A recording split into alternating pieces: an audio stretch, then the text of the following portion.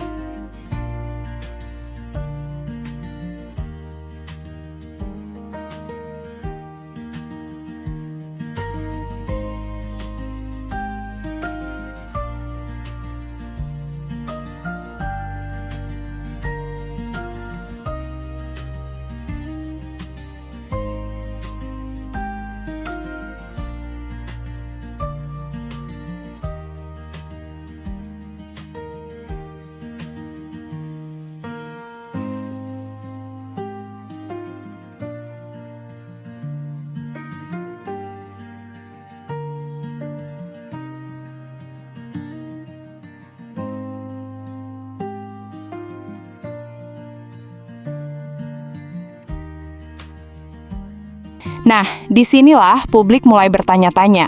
Memang, memperkuat pertahanan negara adalah hal yang penting.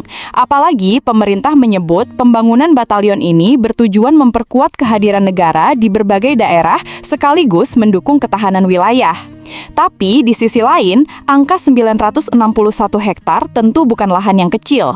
Warganet pun mulai menghitung-hitung. Kawasan hutan yang dialihfungsikan tentu berpotensi membawa perubahan terhadap lingkungan sekitar. Pertanyaannya, bagaimana mitigasi dampaknya? Apakah ada kawasan pengganti? Bagaimana nasib vegetasi, satwa liar, hingga masyarakat yang menggantungkan hidup dari kawasan tersebut? Belum lagi soal dampak sosial. Kehadiran satuan militer di suatu daerah memang bisa membawa manfaat ekonomi, seperti membuka lapangan kerja dan menggerakkan aktivitas masyarakat. Namun, setiap pembangunan dalam kawasan hutan juga membutuhkan perencanaan yang matang agar keseimbangan antara kebutuhan pertahanan dan kelestarian lingkungan tetap terjaga. Halo guys, kali ini soal hutan dan batalion baru. Nah, jadi Menteri Kehutanan Raja Juli telah menyetujui penggunaan hutan sebagai lahan untuk pembuatan 750 batalion baru. Ada dua hal nih yang penting. Yang pertama adalah, apakah Raja Juli sungguh punya wewenang untuk menyetujui ini, mengizinkan hutan untuk digunakan sebagai lahan pembuatan batalion baru?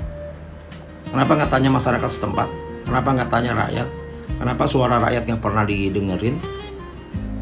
Giliran hutan gundul, hutan rusak seperti di Sumatera, yang jadi korban rakyat. Dan pejabat seperti Menteri Kehutanan semuanya sibuk cuci tangan.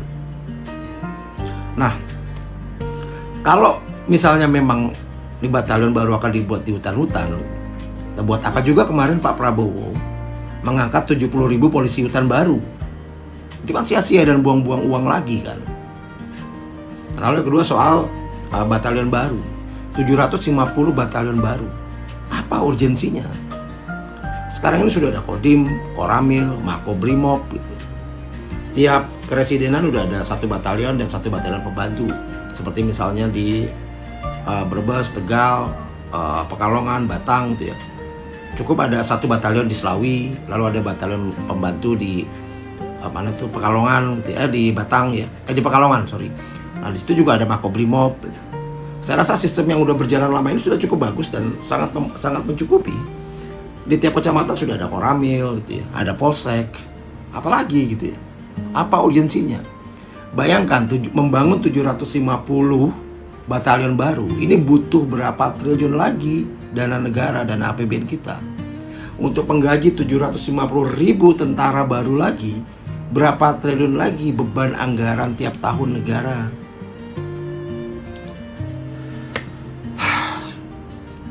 Salah. Makanya, yang kini dinantikan publik bukan sekadar pembangunan batalionnya, tetapi juga transparansi mengenai kajian lingkungan, proses perizinan, hingga komitmen pemerintah dalam menjaga fungsi hutan yang terdampak. Karena kalau urusannya hutan, masyarakat tentu berharap yang tumbuh bukan hanya bangunan dan jalan baru, tetapi juga rasa aman bahwa alam tidak menjadi pihak yang harus membayar harga paling mahal. Kalau menurut kalian bagaimana? Demi memperkuat pertahanan negara, apakah penggunaan sebagian kawasan hutan memang langkah yang tepat selama seluruh aturan lingkungan dipenuhi? Atau pemerintah perlu lebih terbuka menjelaskan bagaimana menjaga keseimbangan antara keamanan nasional dan kelestarian alam? Tulis pendapat kalian di kolom komentar.